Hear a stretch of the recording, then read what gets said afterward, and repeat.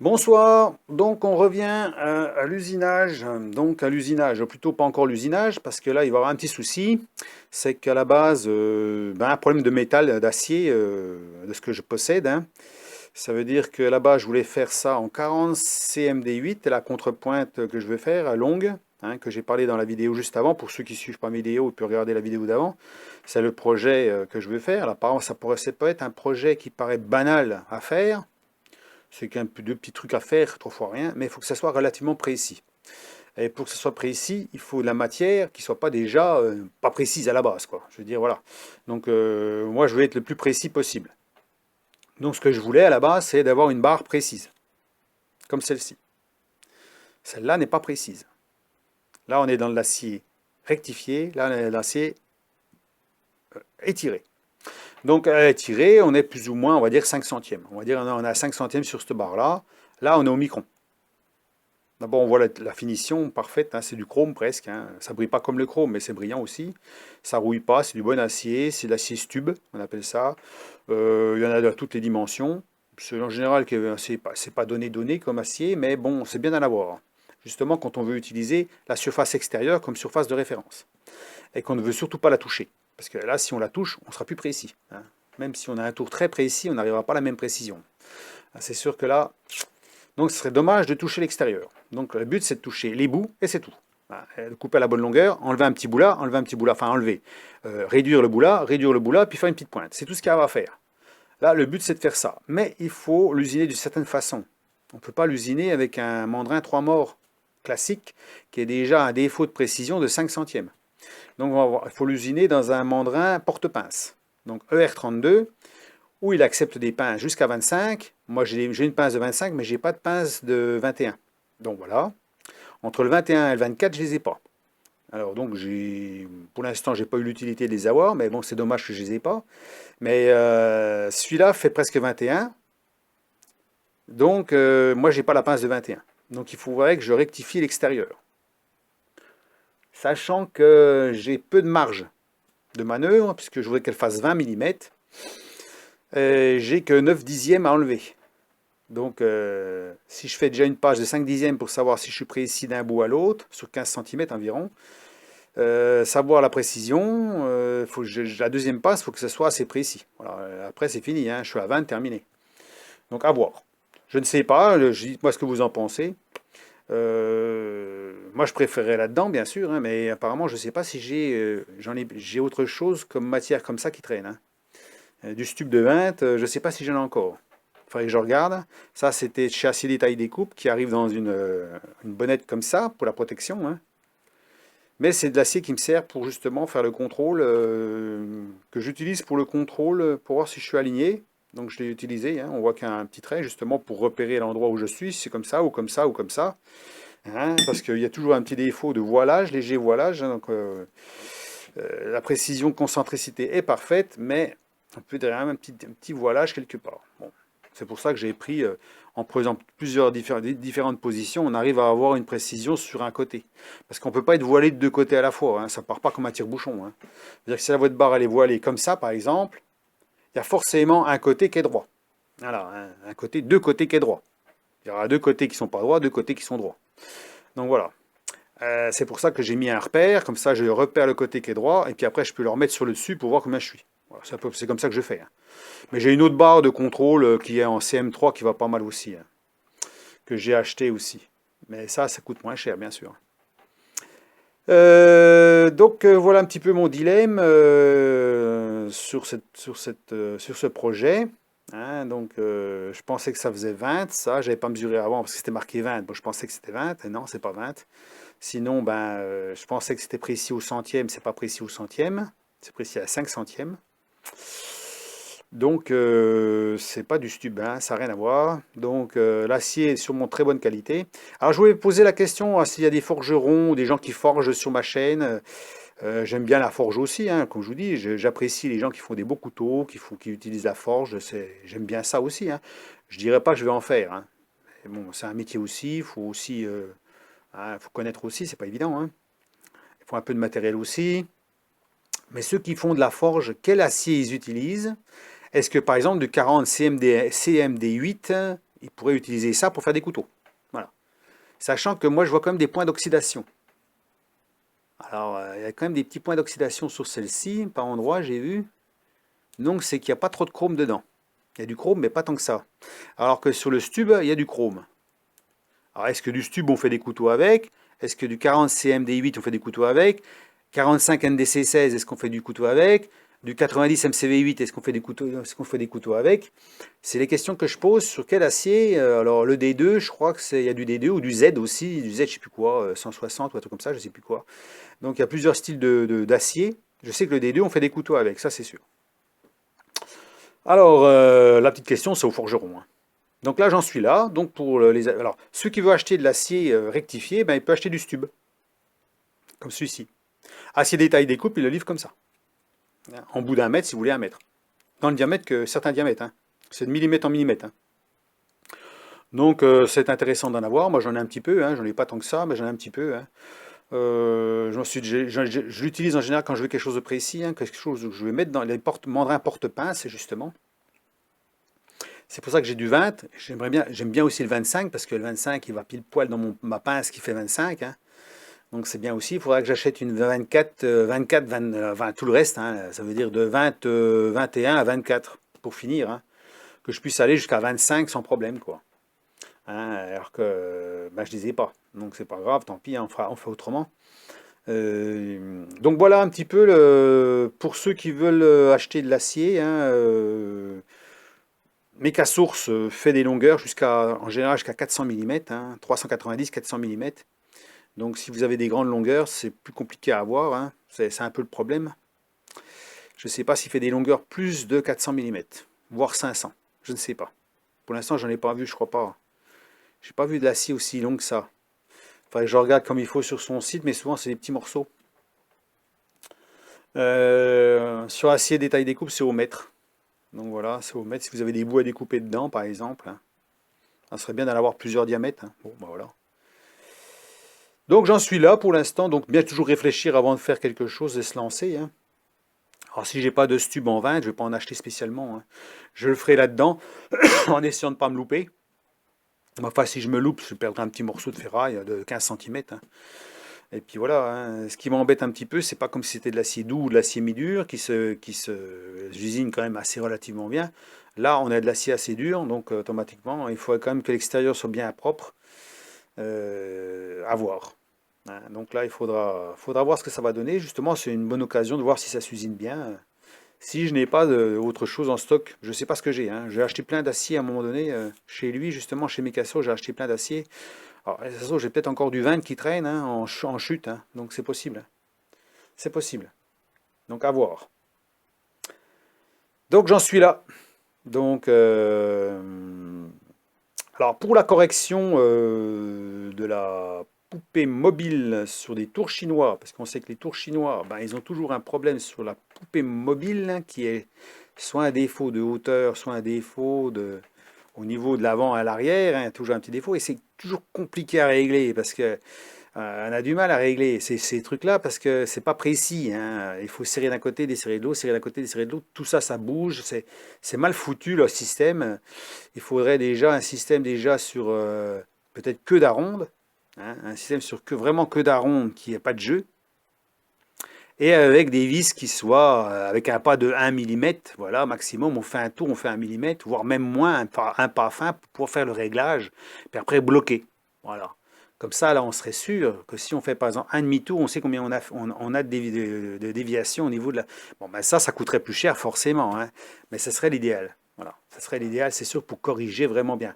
Alors là, l'astuce, ce serait de mettre une tête à alésé en cône CM2 directement dans la poupée mobile qui vous permet de corriger au centième. Parce que là-dessus, il y a un petit vernier, on est sur queue d'aronde, et là, on peut corriger le défaut. Voilà. Donc, c'est peut-être ce que je vais utiliser si vraiment j'arrive pas. Hein, j'arrive pas à corriger, j'ai pas envie de retoucher tout le temps ma poupée mobile, parce que je vous dis, pour être vraiment précis, c'est compliqué. Voilà. Surtout qu'elle n'est pas vraiment à la bonne hauteur. Hein, il doit être un dixième au-dessus de la côte, entre 5 centièmes et un dixième. Donc, vous savez que si vous êtes légèrement plus haut, ben forcément, vous allez faire un cône sur une longueur. Je m'explique. Vous prenez une grande barre comme ça. Vous mettez votre outil ici, pile poil au centre par rapport au mandrin. Vous pouvez faire la même chose sur votre contrepointe.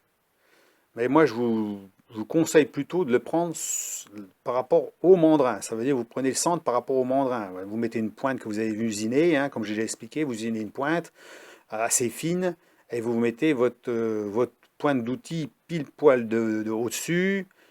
Vous pouvez être un petit poil en dessous, c'est pas grave. Attention, c'est un petit poil en dessous. On n'est pas à 5 dixièmes en dessous, hein, attention. Hein. Si vous êtes à 1 dixième en dessous, c'est bon.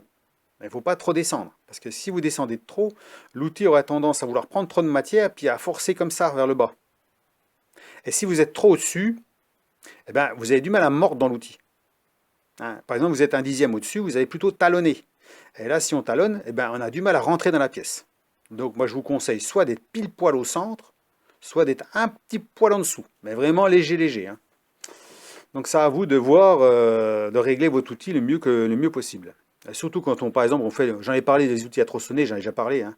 L'outil à tronçonner, si vous êtes légèrement dessus, vous ne mordez jamais, hein, ça c'est sûr. Hein. Et si vous êtes trop en bas, bah, vous allez casser la pointe de l'outil. Hein.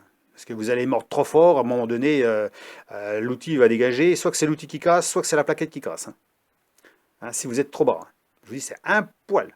Un poil, un poil. Hein. Donc voilà. Donc, alors, explication. Vous avez mis votre outil à la bonne cote, vous êtes bien au centre, vous commencez à usiner votre barre ici, vous avez vraiment bien aligné votre poupée mobile. Elle est parfaite avec une barre de contrôle la plus précise possible qui est possible, elle est imaginable d'avoir. Vous êtes au micron, allez, on part, vous êtes au micron, et pourtant, quand vous arrivez au bout ici, vous avez une différence de diamètre. Ben, vous allez dire, mais pourquoi j'ai une différence de diamètre? Je suis en train de faire un cône, et pourquoi? Parce que votre poupée mobile n'est pas à la bonne hauteur. Voilà, elle est plus haute ou plus basse. Ce qui fait que d'un côté, vous êtes au centre, et ça se trouve de l'autre bout, ben, vous n'êtes plus au centre. Donc forcément, si vous êtes plus bas ou plus haut, ben, vous allez avoir une différence. Voilà. Et donc quand vous allez mesurer d'un côté, vous allez mesurer de l'autre, ben, vous n'êtes pas bon. Voilà. Donc il faut compenser cette différence. Et cette différence-là, vous ne pouvez pas la retoucher, vous n'allez pas retoucher la poupée mobile pour s'amuser à la gratter, à faire je ne sais pas trop quoi comme connerie, à mettre des bouts de languette d'un acier dessous pour compenser la hauteur, à s'emmerder et tout.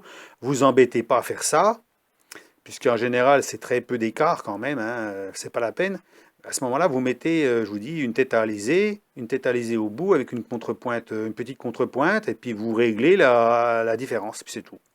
Hein, à ce moment-là, vous retouchez un tout petit poil. Alors, quand on retouche, en général, on prend toujours la moitié de la valeur. Ça veut dire que si vous avez ici un diamètre qui est de 1 dixième par exemple, de moins ou de plus, ben, vous corrigez de 5 centièmes. Voilà. Et puis après, vous refaites une passe. Puis vous recontrôlez. Puis quand vous êtes à 1 centième près ou 2 centièmes près, c'est bon, quoi. Voilà. Donc attention à ça. Il faut bien penser que quand on est au diamètre puis quand on est au rayon, c'est pas pareil. Hein. Donc voilà. Alors, c'est pour ça que j'explique ça, parce que certains ne comprennent pas. Pourquoi? Parce que les tours ne sont pas parfaits, c'est tout simplement ça. Il y a toujours des différences, des qualités de fabrication qui ne sont pas parfaites, ce qui fait que eh bien, la différence, elle se trouve là. Hein. Alors quand on n'est pas on est plus ou moins à 5 centièmes, c'est pas grave, hein, parce que moi c'est ce que j'ai 5 centièmes sur une grande longueur comme ça, hein, c'est 5 centièmes, bon c'est pas grave, on s'en fout. Sur 10 centimètres, c'est un centième, on va dire, voilà, c'est à peu près ça. Hein. Même pas. Je peux même pas dire 50 centimètres, 40 centimètres, oui, je suis à 1 centième. Bon, 1 centième, ça passe, on n'a pas de problème. Mais quand vous faites une grande longueur, vous avez, par exemple, 1 dixième, voire 2 dixièmes, voire 5 dixièmes de défaut, alors là, il faut poser les questions, là. Soit que votre poupée mobile est mal réglée, ou soit que vous avez un problème des hauteurs. Et puis là, le problème de hauteur, il faut bien regarder s'il n'y a pas de saloperie en dessous déjà, pour être sûr qu'il n'y a pas de merde en dessous, elle ne plaque pas, et bien regarder si votre poupée mobile plaque bien. Et donc, il y a un truc que je peux vous dire, c'est qu'à ce moment-là, vous pouvez la démonter et tout nettoyer à la portée, parce qu'elle est faite en 2 morceaux. Et vous nettoyez tout, vous passez tout à la toile. Surtout si elle est plus haute. Hein. Si elle est plus bas, c'est pas la peine. Hein. Mais si elle est plus haute, vous nettoyez tout un petit peu à la toile, toutes les bavures, toutes les conneries. Et à ce moment-là, vous remontez tout et vous bloquez bien. Vous avez un levier derrière, et le levier, il faut qu'il soit dans une certaine position pour assez appuyer dessus sans qu'elle parte en arrière. Ça veut dire qu'il faut avoir assez de force quand même pour qu'elle soit vers le milieu, pour qu'elle plaque bien. Parce que ça vous peut vous gagner 5 centièmes. Alors 5 centièmes sur 1 dixième, c'est toujours ça de récupérer. Donc ça, c'est un petit conseil. J'ai fait une vidéo là-dessus, justement, sur le démontage de la poupée mobile aussi, et ce que j'en ai pensé. Donc voilà, donc je vous laisse sur cette vidéo-là. On verra la suite. Hein. Ce sera peut-être la fabrication à ce moment-là. Hein. Et puis, Bon, c'est pour ça que je parle des aciers, je parle un peu de tout, hein. Des réglages qu'on peut avoir, et des petits problèmes. Quand on commence à vouloir faire quelque chose de précis sur des grandes longueurs, hein, eh ben, on s'aperçoit qu'on fait toujours des cônes. Donc voilà, on n'est jamais, si on arrive à faire 1 centième de défaut maximum sur une longueur comme ça, eh ben, chapeau. Hein. Moi je dis chapeau. Sur un tour chinois, ben, c'est que c'est parfait, il faut surtout rien toucher. Hein. Hein, moi je suis plutôt à 5 centièmes. Puis je trouve que c'est déjà bien. 5 centièmes, c'est déjà parfait pour moi. Hein. Voilà. Donc, eh ben, je vous laisse à vos commentaires sur les aciers et tout. Donc 100 C6 pour l'acier Stub qui arrive là-dedans. Acheter ces aciers détail découpe. On peut en acheter chez Mecasource aussi, mais ça sera sûrement sur des morceaux de chute. Ça veut dire des bouts qui sont un peu moins longs. Mais c'est bien d'en avoir. Hein. Surtout quand on ne veut pas toucher l'extérieur. C'est surtout ça. Hein. Si on veut commencer à rectifier les extérieurs, bah, c'est peut-être pas la peine de prendre des aciers comme ça. Autant prendre de l'acier comme ça qui est moins cher. Voilà. Qui fera peut-être parfaitement le job. Voilà. Ou autre chose comme acier. Hein. Celle-ci n'est pas trop chère. Hein. Le 40 CDM8 est moins cher que certains aciers hein, alliés. Hein. Moi, je trouve que celui-là, il est intéressant par rapport au prix. Donc, eh ben voilà. Eh ben, bonne soirée, hein, bonne fête de fin d'année encore une fois. Bon, encore une vidéo là-dessus. Hein. Bon, hein, vidéo, des petites vidéos. Hein. Bon, bah, si ça peut servir à quelqu'un qui veut plus connaître sur des aciers, sur des trucs comme ça, sur le réglage des tours, surtout quand ils ont un tour un peu qu'ils connaissent pas bien ou qu'ils ont jamais fait des trucs précis, voilà, c'est bien de savoir ce qui se passe. Hein, et pourquoi on se pose toujours des questions en fait. Hein, on se pose toujours des questions quand on veut faire quelque chose, pourquoi on n'est pas précis. Hein. Et des fois on ne comprend pas pourquoi, on s'y prend mal. C'est un peu ce qu'on se pose comme question quand on achète le tour justement et puis qu'on se dit ben tiens pourquoi j'ai ça, pourquoi j'arrive pas, pourquoi j'arrive pas à avoir suffisamment de précision. Et c'est justement des fois c'est en réfléchissant qu'on arrive à trouver la solution. Hein, et puis se démerder autrement. Donc voilà. Donc je vous invite à regarder, j'ai fait des codes morse aussi, hein, j'ai déjà fait plein de choses. Sur mes vidéos j'explique plein de choses. Hein. Si vous avez des petites questions, je peux vous mettre la vidéo qui correspond à ce que j'ai déjà fait.